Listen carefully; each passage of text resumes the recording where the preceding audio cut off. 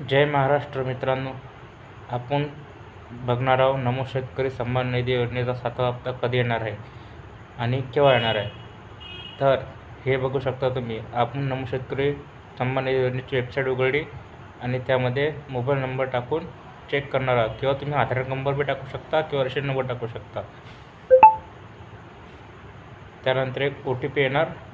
तो OTP submit मारून तुम्ही चेक करू शकता की तुम्ही 7व्या हप्त्यासाठी इलिजिबल हा की नाही.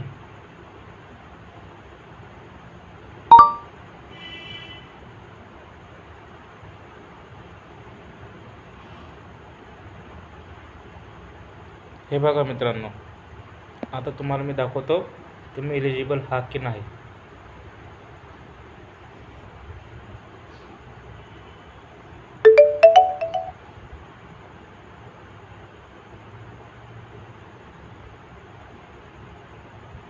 हे बघा मित्रांनो, आता हे पेज उघडले आणि तुम्ही याच्यावरती बघू शकता की आपले 6 हप्ते आलेले आहेत आणि 7व्या हप्त्यासाठी इथे इलिजिबल दाखवत आहे आणि 7वा हप्ता पुढ्यापर्यंत जमा होण्याची शक्यता आहे.